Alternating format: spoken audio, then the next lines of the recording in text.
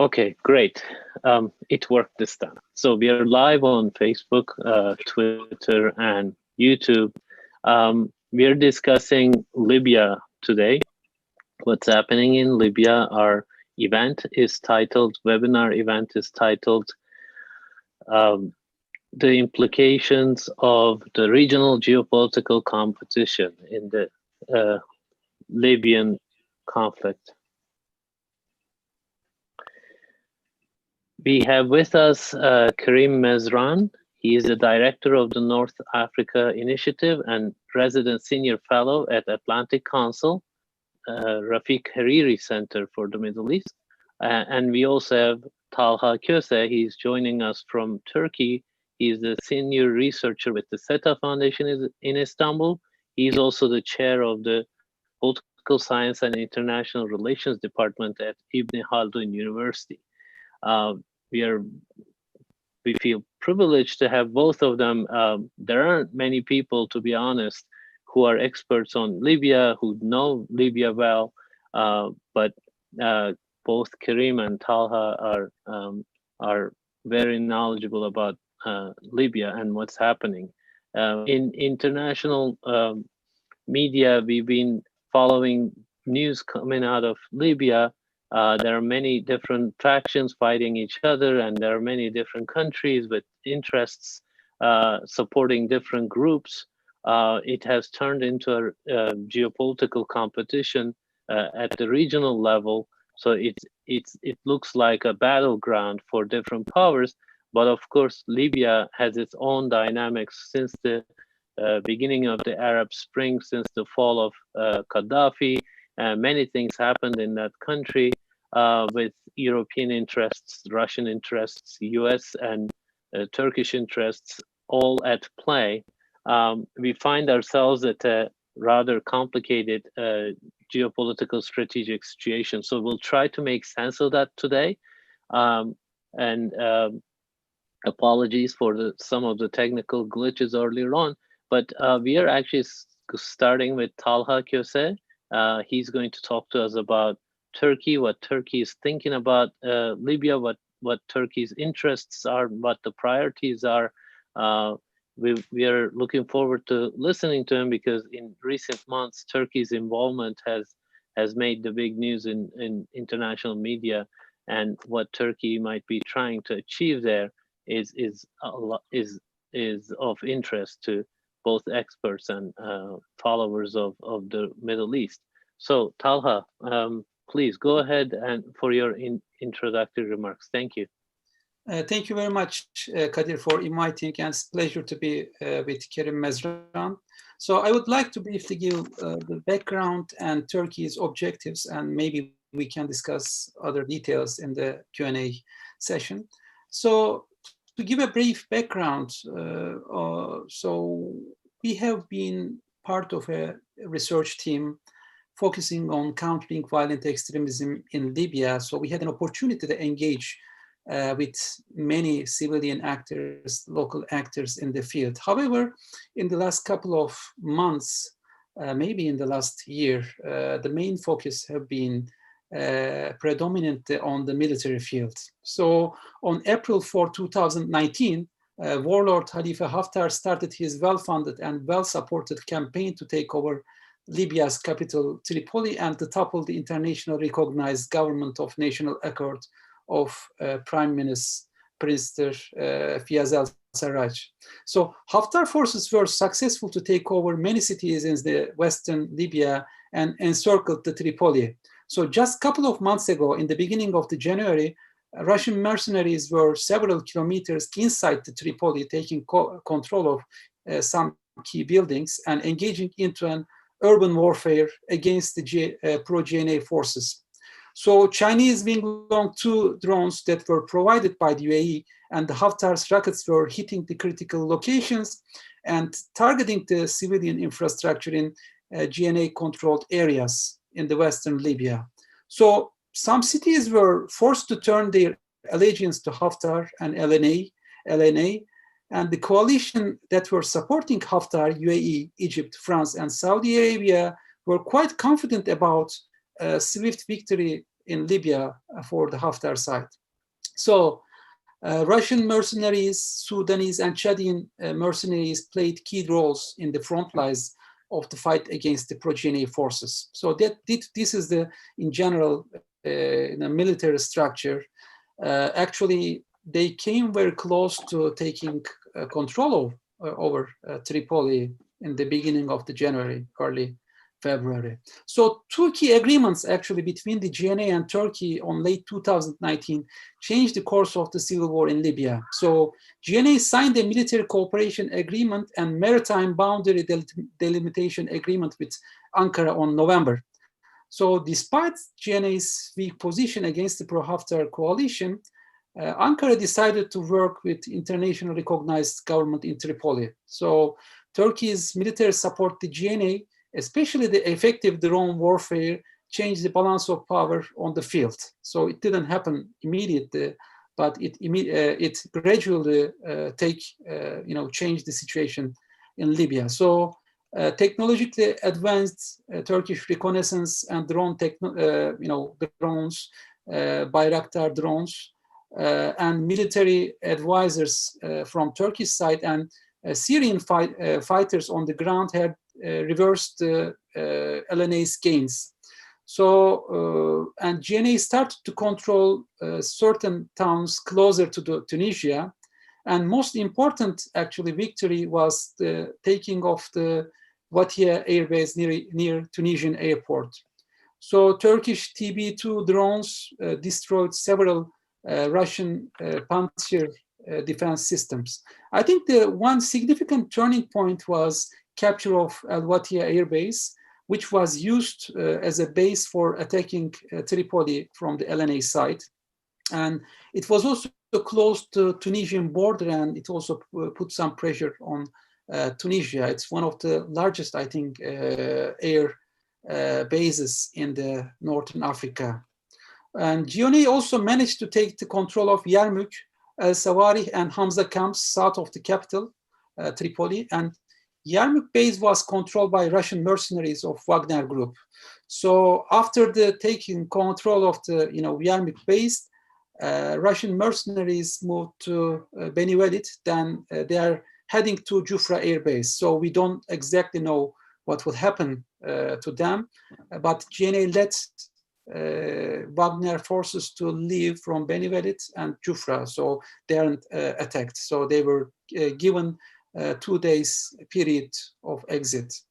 And while these things have been happening, the Tobruk-based House of Representatives Speaker Akila Salih also expressed his disdain for Haftar plan to announcing political initiative was his own. So he canceled actually Libya political agreement, which was signed in Suheirat in Morocco, and also he said Haftar side said they will not be bounded with the House of Representatives, which is also a significant turning point in terms of Haftar's popular support. So one key comment from yesterday from the AFRICOM commander, General Stefan Townsend, is interesting because it demonstrates the involvement of Russia in the case of Libya. So Townsend said that Russia is increasingly involving in Libya, like in the case of Syria. So this is a military footprint of Russia, and several fighter jets, fourth generation fighter jets, MiG-29s have been observed coming from Russia to Syria, Syria to Jufra air base. So this may be a threat against if the Russia uses these planes and tries to settle in Libya. This may be a threat to NATO, and this may turn into a broader Russian presence within the Africa. So actually the AFRICOM signed that this is a significant event and signaled criticism towards this. Of course, the Russian authorities denied, Russian presence. They told that this is a Wagner presence. So Andrei Krasnov, member of Defense Committee in Russia's lower house, and Vladimir Zaborov, first deputy head of the upper house of international affairs, actually denied Russian presence. So I think this is the situation where we are. So far, Americans were not involved very much, and we are at the stage where the fight is coming to an end in the western part of Libya. So if the Tarhuna is taken by the GNA forces, and if the Russian mercenaries leaves, the western parts of the Libya will be controlled. So, but still we don't know what's going to happen in the coming weeks. So the critical thing is, I think Turkey, so three countries play a significant role as turning point in Libya. So UAE's involvement, Turkey's involvement, and Russian involvement, I think, were the three critical turning points. So why Turkey involved in the Libyan case, Libyan situation? I think we have to understand a broader strategy of Eastern Mediterranean in Turkey. So several actors formed Eastern Mediterranean, gas forum. So 7 countries, actually, Greece, Southern Cyprus, Egypt, Israel, Jordan, Palestine, Italy formed the forum. And on January 2020, France also wanted to join the forum, and US requested to be a permanent observer in this forum.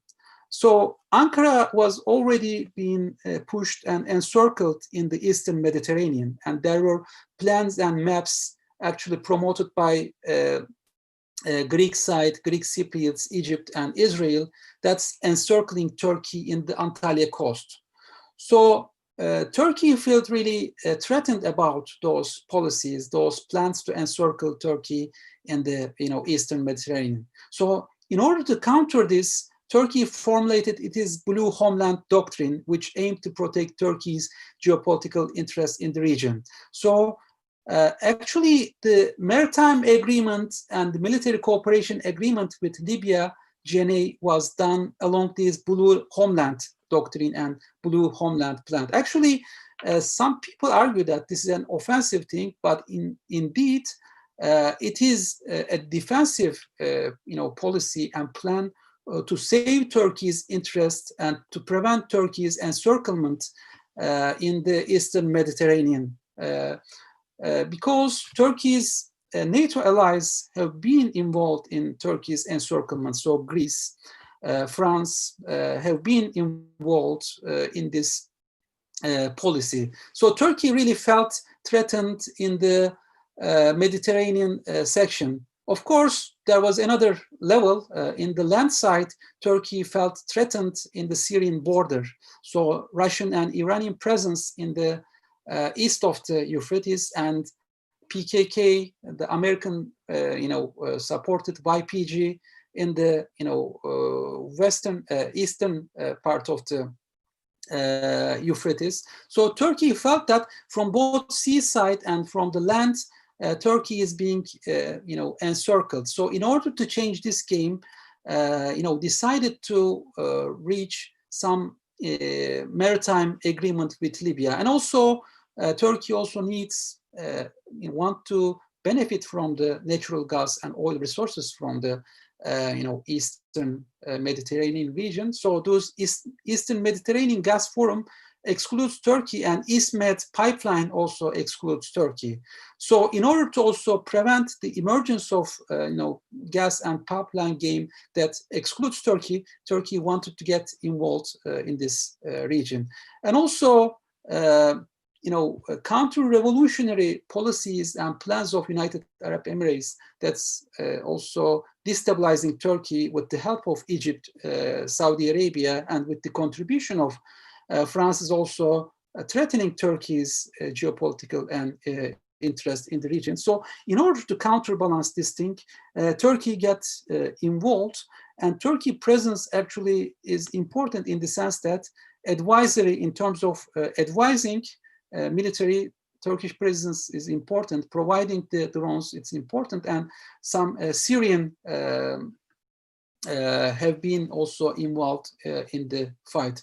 However, I think we should consider Turkey's presence in Libya as counterbalancing rather than a project that aims to take entire Libya by force. And the process which actually led to Turkey's involvement is Turkey's success in breaking the Qatar's siege.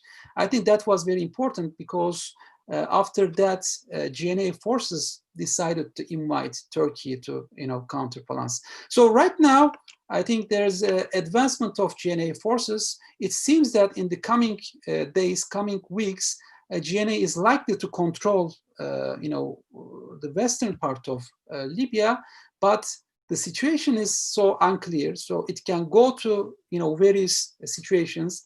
So I talked about, I would like to talk about scenarios, but, this is in general the situation and Turkey's interest. So Turkey sees that it's a part of a geopolitical encirclement, economic encirclement, and feels threatened about the coalition occurring against Turkey. So Turkey does not necessarily see Libya as an isolated event. It is part of a larger package, and alliance with Libya is considered as a broader strategic effort by Turkey.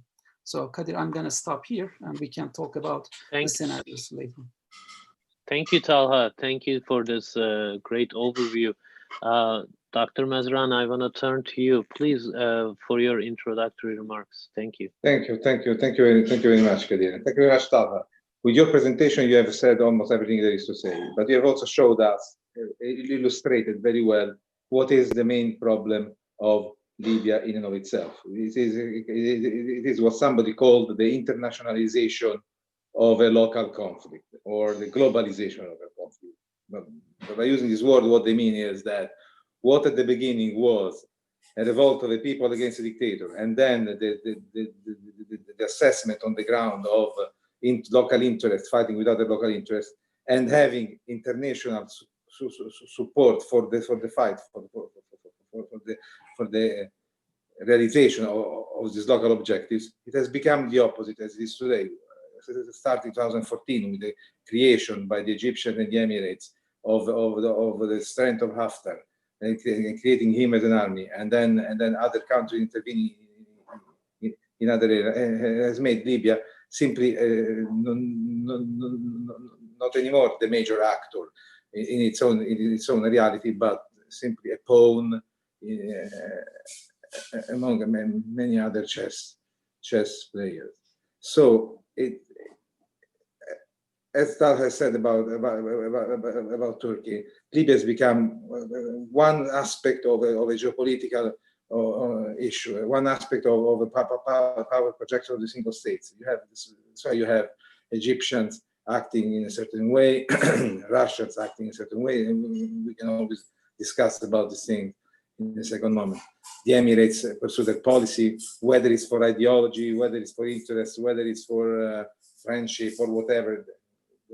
The reasons for each state are many. The idea of projecting power can be motivated by factors and reasons of the same level. And going there and thinking about why you do this, why that certain state does this, for the reason, for the other reason, it's at a certain point irrelevant. What becomes relevant is that the situation that gets created is a situation with no solution. That's why two things were very important to do when we talk about Libya. First of all, has been a big lack by the United Nations and the international community in trying to bring a good negotiation in Libya, is that of understanding in the Libyan section, but within the context of this geopolitical clash of countries, reassessments of powers due to perceived American retreat or Chinese expansion or Russian intervention, whatever that reason, we have to understand what every power, regional power or global power has within the Libyan territory.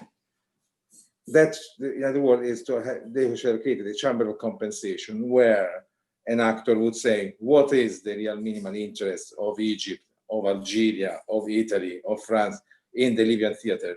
How can that be reconciled with the legitimate expectation of the groups on the ground that they support, and therefore create a real negotiation on concrete aspects and move on? This has not been done. As a nation that carried the negotiation with sometimes irrelevant actors, or did not address important issues with the relevant actors. So therefore, it's like a gangrene. It get its roots within the territory, and now it's extremely difficult to move it away. At this point, once we do make the effort of understanding all these geopolitical issues that are only represented in minimal part in Libya, one has also to go concretely on the ground and see what are the opportunities now to bring peace or a serious negotiations in Libya, the possibility to work between groups. I think that the situation has gotten very complicated. Complicated because this year of attack against Tripoli has raised a lot of emotions. A lot of people have been killed, people have been displaced, random bombing of civilians, human rights violations. These are all things that carry a heavy weight in Western Libya, at least, but also in the East, as we have seen recently. As soon as Haftar has been perceived as losing, behind his shoulder in Cyrenaica, you had some movement of tribes, groups, some protests, some malcontent is beginning to emerge. Same thing as in the Western area. Now, I don't know what the Turkish intervention has been resolved and has saved probably Sarraj and his government, and we probably succeed in pushing the Haftar forces at least up to the Sirte Jufra line, and I don't know about the south how much Haftar really will be able to take control of. The primary question, in my opinion, and even now is possible to create a negotiation between various interests with a person like Haftar present? I think that's not possible. I think that the first step in order to stop talking about political solution or military solution is that Haftar has to be retire or be taken out of the equation, in the sense that I don't think that any commander, any political figure of Western Libya can in this moment sit and negotiate with Haftar. This to me, it's almost an impossibility.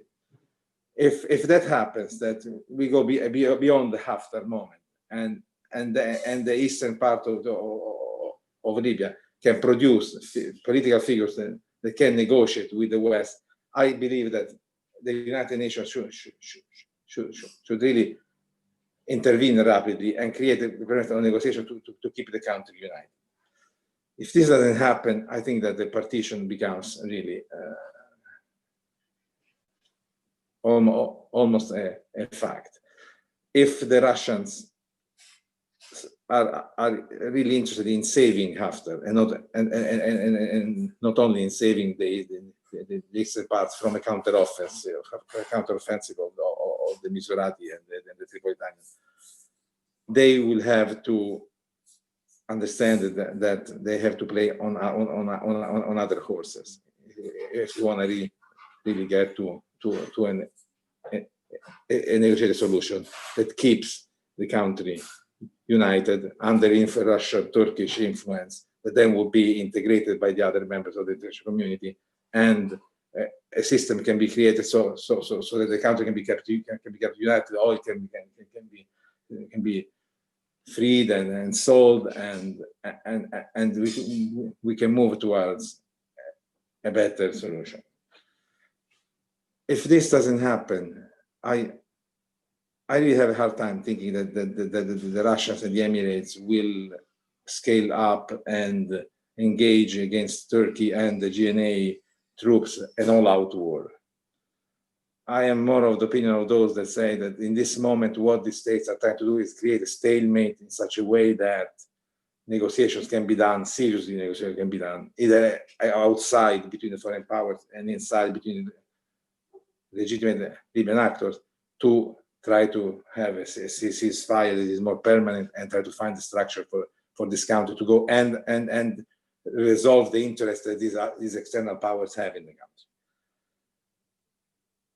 Problems as what are the Europeans and the Americans doing? I think that the Europeans made themselves particularly irrelevant in this context. The rivalry between Greece and Turkey and France and Turkey has pitted NATO countries one against the other. Italy has withdrawn from its leading role. They never had it, but thought it had, and now it's completely out of it. The United States are disinterested so far in what is going on in Libya. They are becoming interested because of this geopolitical dynamics of the Russian interventions, the Emirate, Turkish potential clash. These are big issues that the Americans do care about it. They don't care necessarily about what's happening in Libya, as long as what's happening in Libya does not condition the behavior of her own allies. They do not want to see one against the other. So probably the United States will try diplomatically to gather more strength and more effectivity and try to mediate between these various realities before something too bad, too difficult happens. At this point, I like to stop here and be ready for questions. Thank you, Karim. Actually, one of the early questions was about your comment when at the beginning, when we were just discussing the panel, you had mentioned Turkey's, being at odds with its NATO allies, but you came to that subject just now at the end. You answered that question, so they wanted you to repeat that last statement. If you want to elaborate on that a bit more, I can let you do that, and then I'll turn to Talha. Yes, just a minute. It seems to me evident that this is the big contradiction. Turkey intervened in Libya to defend the legitimate internationally recognized government. You had countries within Europe, like France, like Italy to a certain extent, Greece, and others who did not like this intervention and effectively condemned the Turkish expansionism and also the Turkish signature of the Maritime Treaty and all of that. This, to me, it's big problem for the Americans because they find allies within the same organization, which is essential for the Western world, one pitted against the other, and this is a big problem. If there is a Turco-Russian or Turco-French clash, what is NATO going to do? What are the Europeans going to do? What are the Americans going to do? Are they going to support the Turks and defend the legitimate government? Are they going to support the French or the Emirates, who are their allies at the same time, against the Turks? It's potentially, all I want to say is that within a clear organization like NATO, it is a grenade, it is a bomb in the middle of it. Thank you, Karim. You don't find it as a healthy dynamic within NATO, basically, that Turkey is doing one thing and Italy and Greece. But just to maybe extend a little bit, Turkey, Greece, disagreements over the Aegean and the waters, Mediterranean waters, have been around for a long time, and despite the fact that they're both NATO members, and they have had dogfights along the Aegean Sea for a long time. So that kind of tension somehow was managed for years. But now, in the context of Libya, do you find that particularly more dangerous, or how do you see that? It is particularly more dangerous. Mm-hmm. There are French ships. Operation Irina, which has an alternative Greek command. What about if they see a Turkish ship, they think they're bringing weapons to Tripoli, and they try to stop it, and a clash occurs, and warship from Turkey comes to support. I mean, these are all things that can happen anytime, because you have issues on the ground.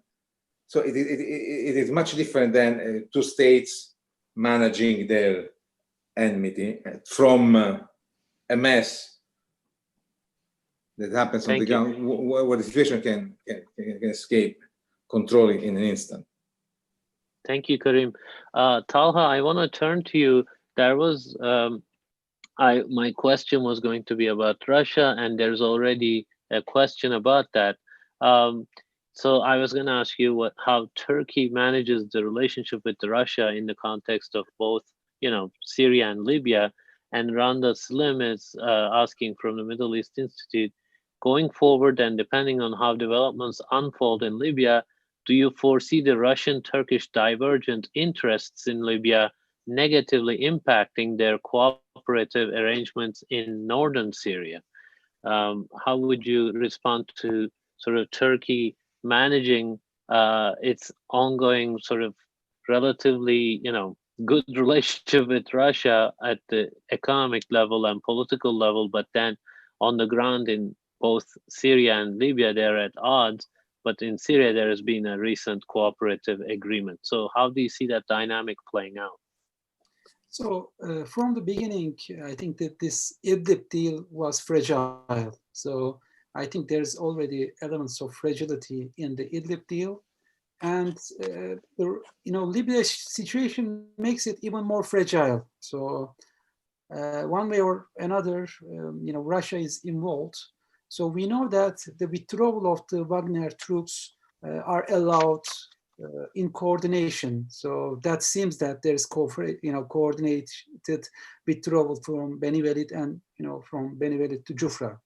So if this withdrawal is not a tactical withdrawal in order to reorganize, and if no attack has been coordinated by Russian side, I think this may be managed. But if Russia wants to stay in the game and further escalate, I think this will make everything much more difficult in Syrian side as well. So there's a potential there, but I think we are also forgetting another actor. So it is United Arab Emirates who invited Russia to this game. So the Wagner Group or another, whatever we call it, it is the UAE that brought Russia, and also supported by Egypt. So for the time being, positive relations, coordinated relations between Turkey and Russia allows withdrawal of Wagner. But what's the end goal of this Wagner? So are they gonna be staying in the eastern part of the country?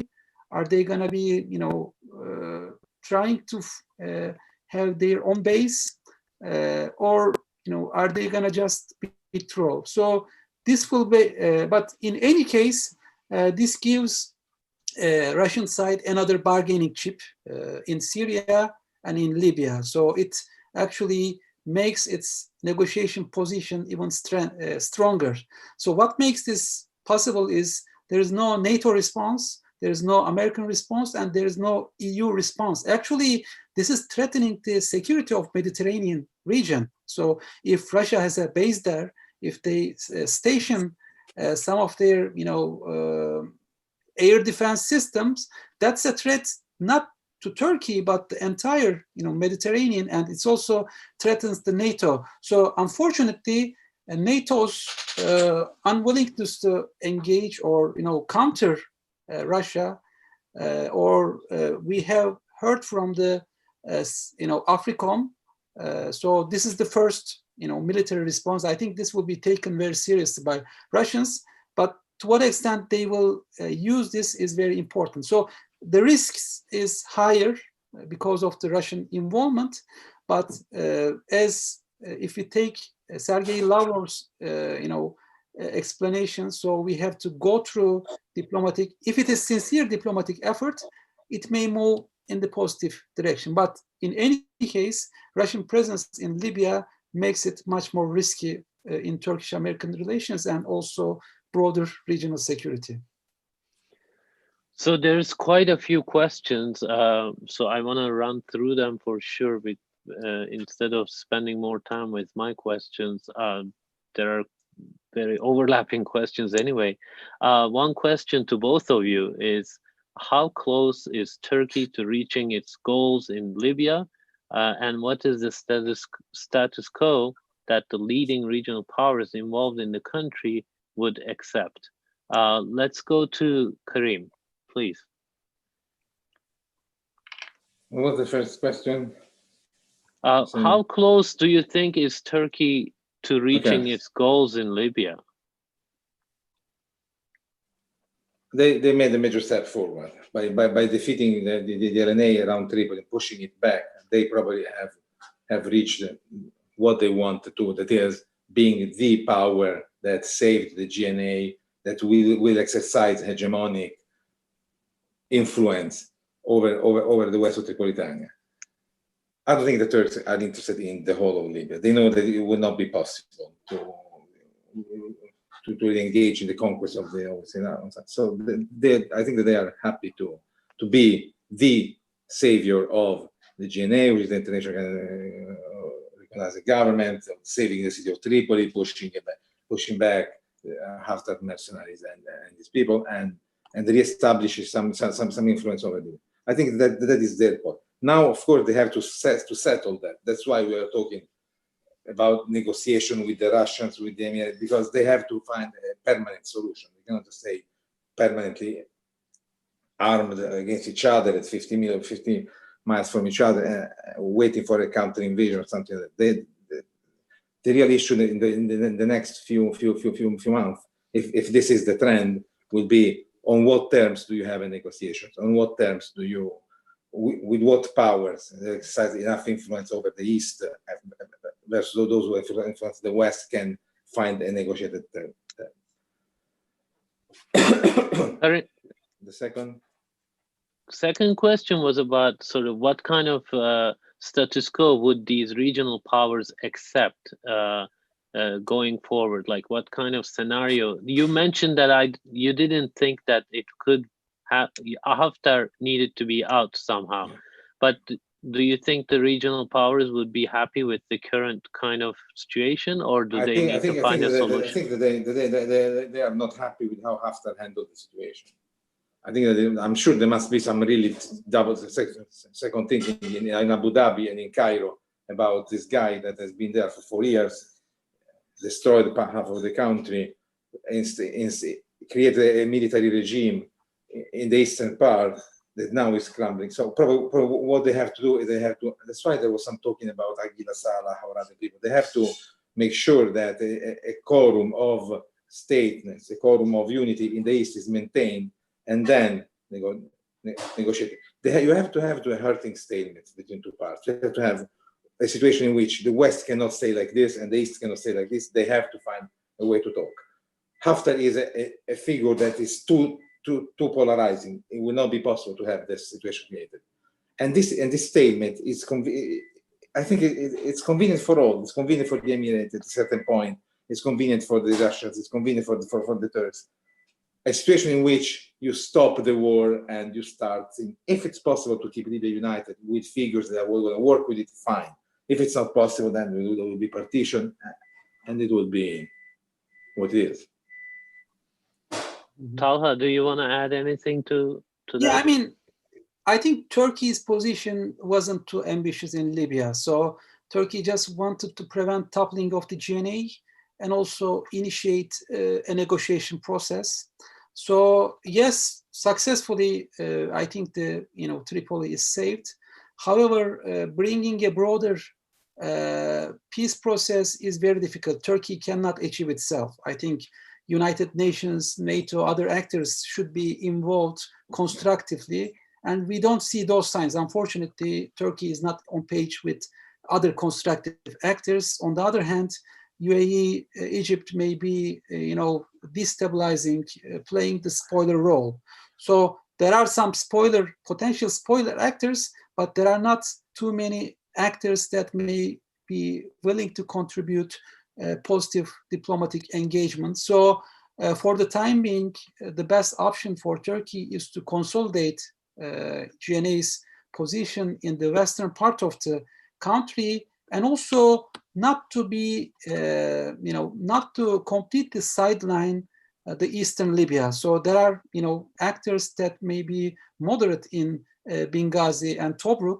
So I think not losing those actors is also very important. So that's why Turkey will not engage in another military escalation in other parts of the Libya. The Turkish side will encourage GNA to engage with the actors, political actors there, but there are enough international spoilers that may prevent those actors to engage constructively. So that's a limitation. Yeah. So Talha, there is quite a few questions about Turkey, but I want you to answer rather short if you can. But one of the questions from Alan Makowski is the Turkish fear of encirclement seen in military terms as well as economic terms?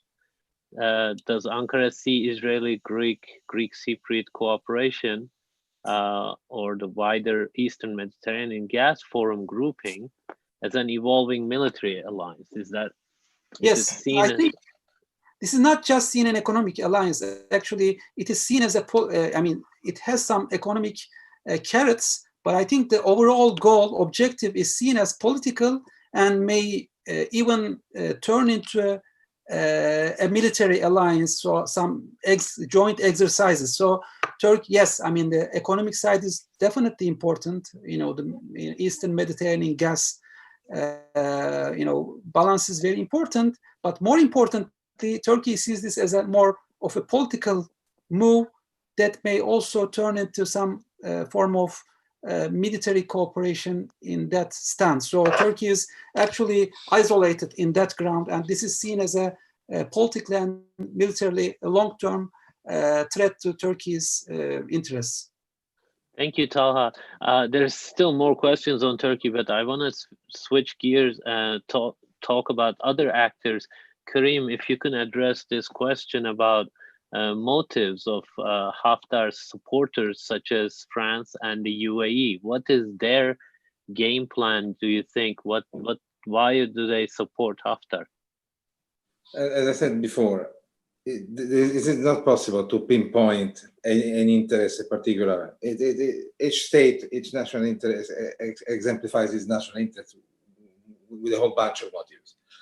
The Emirates have the authoritarian issue. They do not want to see democracies succeed in the Middle East, in the neighborhood. So they do try to antagonize the realization of democratic. They have the Islamist obsession, which is the other strange theory, where they will never allow a Muslim Brotherhood or a political Islam govern the state. So they will employ all they can to prevent it happening. They did in Egypt, they do in Libya, they are trying to do it in Tunisia. God knows what if they tried in Morocco, in Nigeria, or in other places. But that is one of them. Then there is all the other potential issues, economics, and you mentioned controlling an oil-producing country. There is the international financial issue. There is the whole plethora of interest that makes it such a way that the Emirates are supporting Egypt to support the takeover of Libya, put Libya in the hands of a General al-Sisi kind of. They thought that Haftar could be something like what al-Sisi is in Egypt. It could be in Libya. That keeps control, keeps the situation down, allows them to do their business, allows them to do their. France, same thing. I had to deal a lot with the interests of France in overthrowing Gaddafi in 2011. And even looking at that, you had personal reasons of Sarkozy, Total, geopolitical issues. It's a whole plethora of things. So France has its own interest in the southern part of Libya. They thought they could get control of the whole of the country. They would have loved to have control of the country for business, plus the fact they are closely interested in in the Emirati buying their weapons. So there is a whole influence there between the relationship between France and the Emirates that might convince them to militate in favor of Haftar for a takeover of the whole country. And so on. For every country, you can easily pinpoint 5, 6 different interests. Yeah. I want to continue with Karim. Can you answer this question? Do you expect any shifts in the U.S. position or a different role to play in Libya under Trump or in a different administration? It will be too late for the different administration. It has to come before some form of change. I don't know whether this administration is equipped to deal with this change. I think they like to kick the can and wait and see. But if they want to have to do something, they have to do something with the United Nations and so really exercise all their diplomatic power and effort to seriously have a stop, a ceasefire on the ground, and then bring all these various actors to a negotiating table and guide it. Will the Americans do that? I'm not sure. I'm not sure that they have the capacity. I'm not sure that they have the willingness. I'm not sure that they have the political vision they should have the interest. Anytime we ask the Americans, they just say Libya is number 125 of our priorities. So I'm not sure that we're going to see the much needed change in American administration. There is always the temptation, although I think that now is past, of Bonapartism, of just going for the strong man that will take care of the situation that is present in large part of the administration. But it's not possible. So I'm not sure that we would see major changes. And by the time if there is a change of administration, is a year and a half from now. Thank you, Karim. Talha, there's another question on Turkey. What role will Turkey's intervention play, if any, in addressing the fractious nature of the GNA's coalition of militias? Will the Libyan actors in the GNA be able to balance their increasing ties with the Turkish government without ceding their sovereignty? I think it will be very difficult. So one of the difficulties in the GNA side is the fragmented nature of their militias. I think it's very important to empower some of the local actors, for instance, the Minister of Internal Affairs, Fethi Bashaga. So Libyans should do themselves. I mean, that was the most difficult part in Syria as well. The reason why Syrian opposition really devastated during the civil war was the fragmentation. And there is a potential for similar thing in Libya as well. So there are strong militias, but they don't really make coordinated actors. So they can be easily fragmented. I mean, what really changed the situation in Libya, we have to recognize also the presence of Syrian actors and also Turkey's coordination. So Libyans should achieve themselves. If they continue to act in a fragmented way, I think that may be a difficult situation. And Libya's geopolitical and cultural background is also, supporting this kind of fragility. So, one key issue is to making, state making and bringing all these fragmented actors together. So there should be some incentives to be part of the GNA, and there should be also some threats. So this will continue to be a major problem for GNA. So they can be easily manipulated. Some actors can also switch their sides. So this will continue to be one of the most significant weaknesses of the GNA if it is not handled now. So a victory can unite them. So this kind of victory, if this continues like this in the next couple of weeks, this may give new sentiment. But in the long term, I think there needs to be a new grassroots level reorganization of Libya. I mean, in our report for countering violent extremism, we also mentioned that nation building effort also needs to be done in the Libyan case. Otherwise, they will continue to be fragmented like this. So I think this will be the most difficult situation for Libya, and there is no magic formula in this regard. I think there should be both carrots and sticks to bring them together. Karim, how do you see the possibility that Talha just raised about different militia groups, different fragmented groups, kind of coming to the side of the winner if there are more military victories? In that sense, do you see this being resolved? I mean, it's pretty clear, I think, from what you said, that you think there has to be a diplomatic process. But if there's a series of military victories, how would that work? No, that's why there is a red line. That's what I think the sending of the Russian airplanes into Jufra and withdrawing the Wagner people into Jufra itself is like saying, we give up that, but you don't even dream about passing over here. So everybody knows if there's going to be the victory, it would be stopped at Sirte and along that area. So I really don't see a continuation of the war beyond that point. The Turks don't want it. No. What I was saying, though, is that what we have noticed, especially in the last 2-3 months, it was before the attack of Haftar. Fatih Bashaga had done a lot of work into recreating the police, trying to amalgamate the various militias. The attack brought back the militia in the south, but then with the Turks coming in and trying to reorganize, there has been a lot of changes on the ground in the militia. They have been reorganized, the communication being created. I'm positive that we will not see the moment of the victory, the return to the various militias. There has been a lot of changes on the ground between them. Commanders, somebody ran away, somebody fought with others in there. So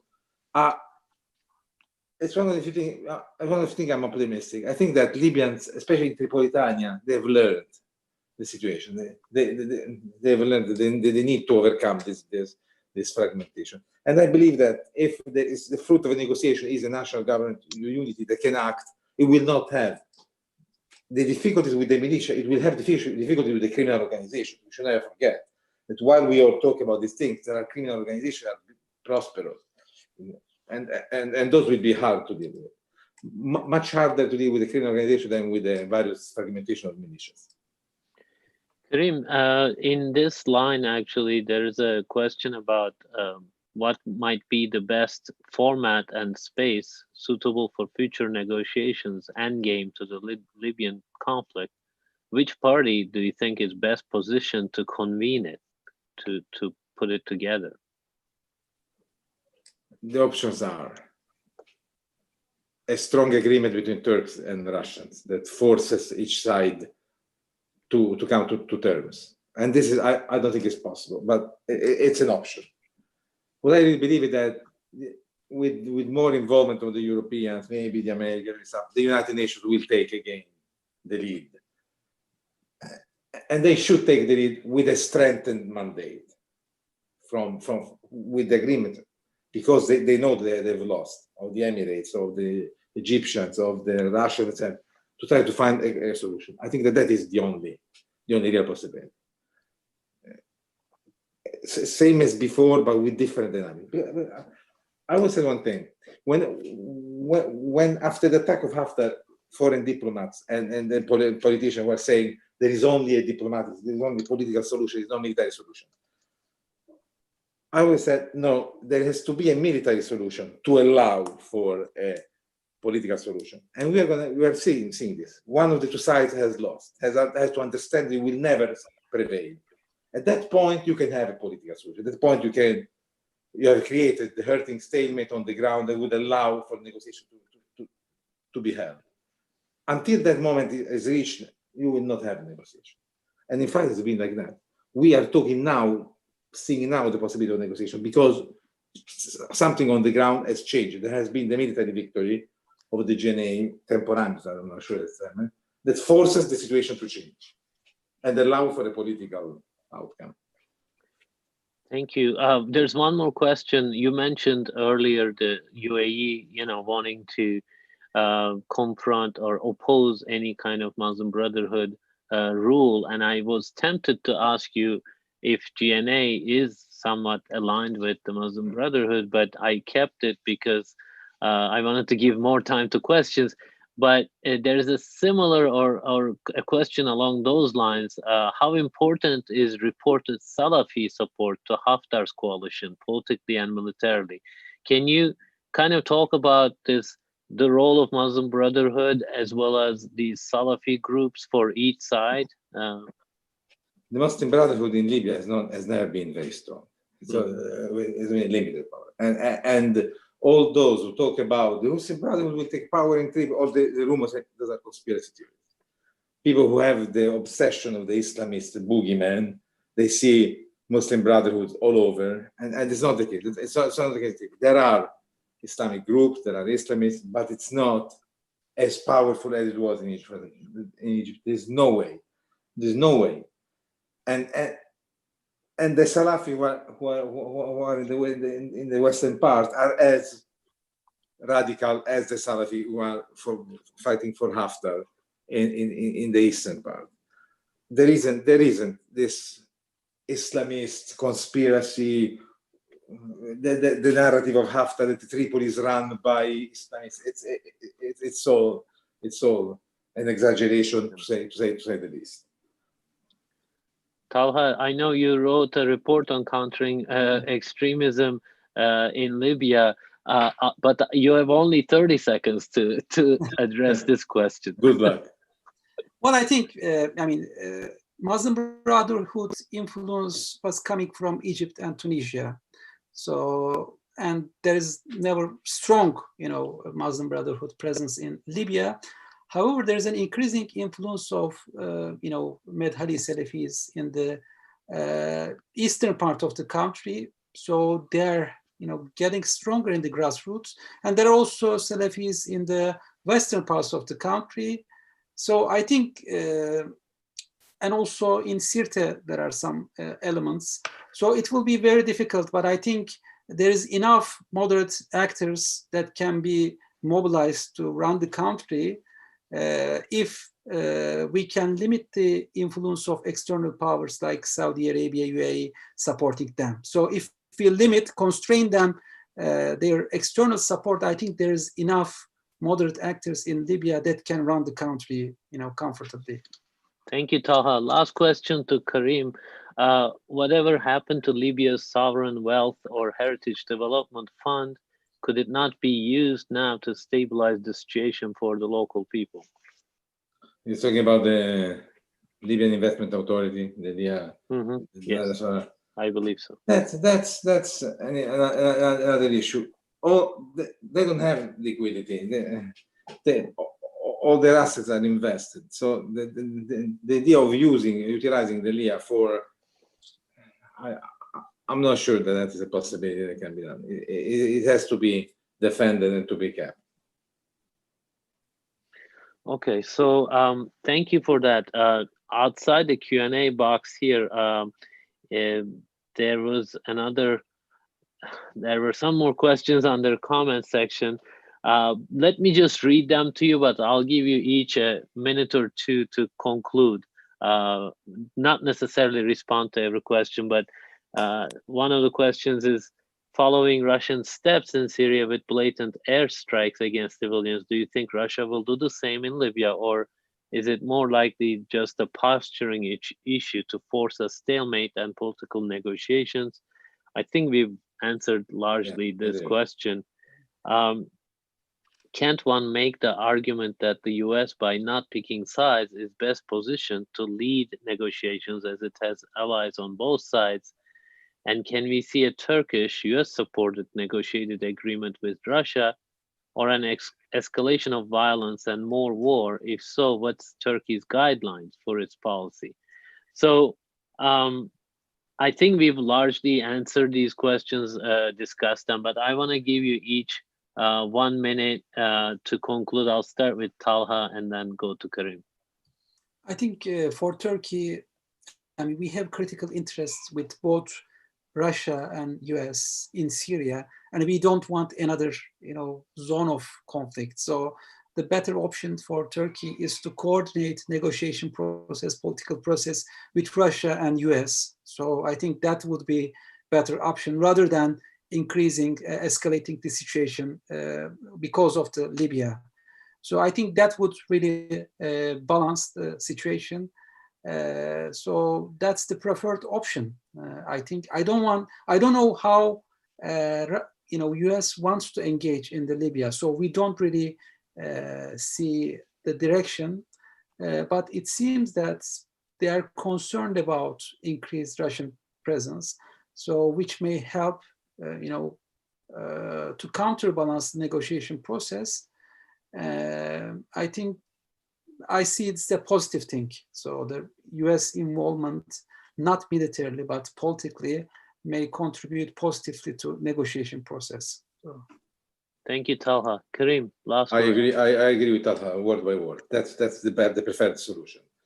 A negotiated solution with the Turks solidly in agreement with the Americans and the Europeans, possibly bringing them in, dealing with the Russians, the Emirates, in trying to find a solution that they have provoked with their military intervention positively, and try to find an agreement that can move forward and possibly resolve not only Libya, but explain and clarify the international chessboard. Thank you very much, Karim Mezran of Atlantic Council and Talha Kose of SETA and Ibn Khaldun University. I think this has been a fascinating discussion. As I said at the beginning, Libya is not a very familiar place for a lot of people, but geopolitical competition in the region is actually happening at the moment in Libya. So it was very helpful and important to understand these dynamics. I want to thank you both very much for joining the session and talking to our audience. And hopefully we'll continue this discussion in future events. Thank you so much. And I want to thank our attendees on the Zoom call as well. Thank you. Thank you.